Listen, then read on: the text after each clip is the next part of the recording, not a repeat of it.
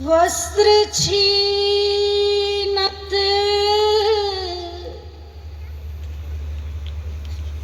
द्रौपदी रखी लाज, कबीर त्यायो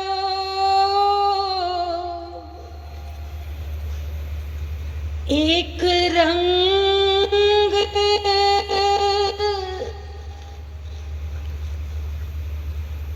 कबीर त्यायो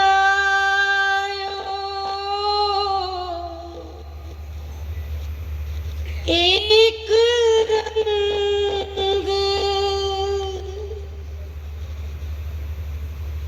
आज इस प्रांगण में श्री राम जी का हम दंडोत नमन करते हैं, जो कि मुख्य अतिथि हैं, और वे सब आत्माएं उनको कोटि कोटि नमन। जो स्पेशल गेस्ट हैं वो जरूर उच्च कोटि की आत्माएं हैं, जिन्होंने तन मन धन इस देश को समर्पित किया हुआ है। नवजीवन ट्रस्ट और श्री राम ट्रस्ट आप सब आत्माओं का वेलकम करता है। इतने ही शब्दों से मैं समाप्ति करूंगी, क्योंकि स्पीकर्स ज़्यादा हैं, उनको समय देना जरूरी है। जय श्री राम। माता पिता फरीदाबाद, बल्कि पूरे हरियाणा में, पूरे भारतवर्ष में, पूरे विश्व में आप अपने गुरुओं का, अपने माता पिता, अपने शहर का नाम उज्जवल करें। आप सभी को आने वाले भविष्य के लिए, उज्जवल भविष्य के लिए बहुत बहुत शुभकामनाएं, ढेरों आशीर्वाद। सभी को पुनः आभार और जय श्री राम। जय हिंद, जय भारत। इस कार्यक्रम को आगे बढ़ाते हैं। हमारे बीच हैं आदरणीय श्री कृष्ण सिंघल जी। आप इंडियन ऑयल कॉरपोरेशन से उप महाप्रबंधक पद से सेवानिवृत्त हुए। आप राष्ट्रीय स्वयंसेवक संघ के वरिष्ठ स्वयंसेवक हैं। वर्तमान में आप आरएसएस के अखिल भारतीय स्थान के चेयरमैन के रूप में पर्यावरण, स्वास्थ्य, सामाजिक सेवा के कार्यों में सक्रिय भूमिका निभा रहे। एक बार जोरदार ताली से हम स्वागत करेंगे आदरणीय श्री कृष्ण सिंघल जी का स्वागत करेंगे।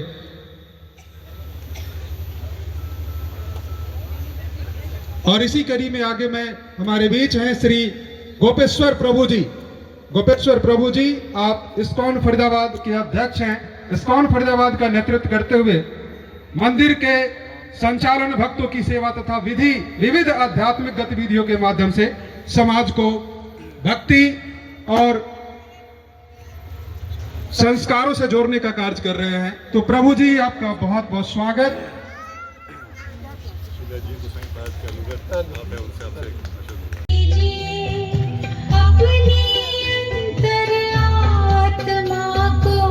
शांति से भर लीजिए, शांति से भर लीजिए।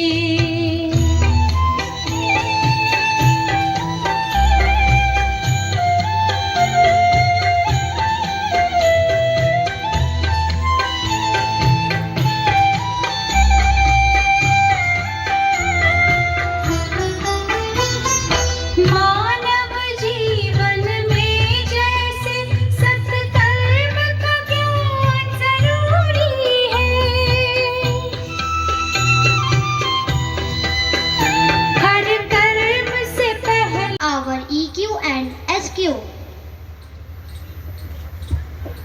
ऊर्ध्वमूलमधः शाखम्, अर्थात मानव रूपी वृक्ष की जड़ें ऊपर हैं और शाखाएं नीचे हैं। सारी शिक्षा प्रणाली शाखाओं को सींच रही है, कोई भी जड़ को नहीं सींच रहा।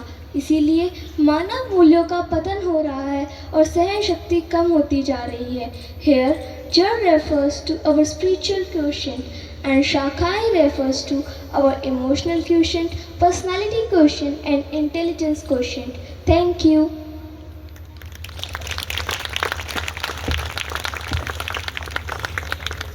स्थापना दिवस पर मंचासीन बुद्धिजीवी राष्ट्रभक्त सबको मेरा नमन।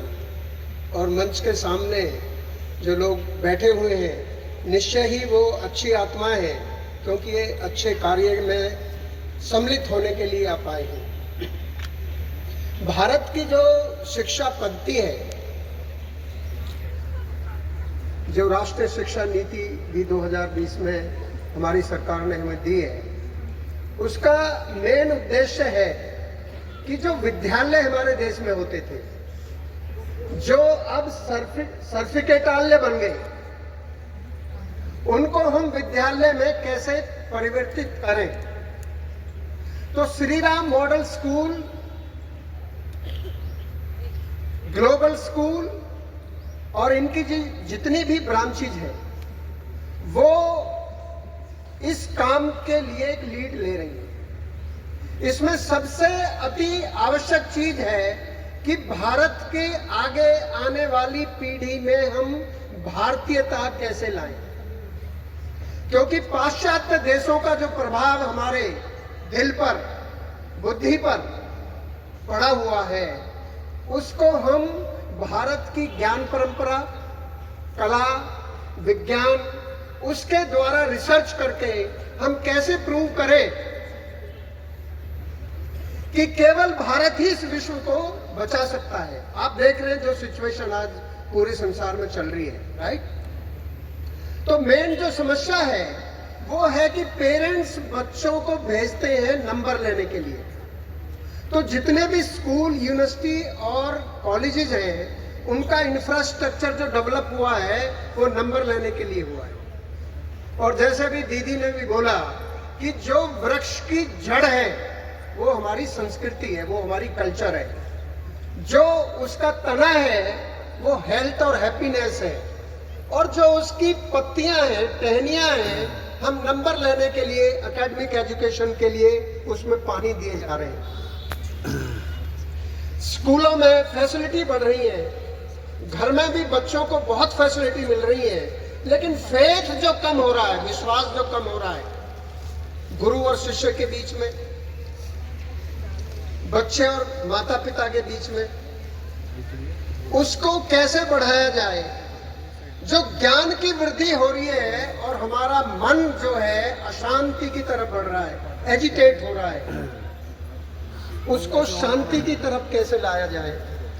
शिक्षित लोग बढ़ते जा रहे हैं लेकिन संस्कार कम होते जा रहे हैं। उन तीनों चीजों को ठीक करने के लिए ही जो ये Navjivan trust Shri Ram global school में परिवर्तित हुआ है, उसका यही उद्देश्य है।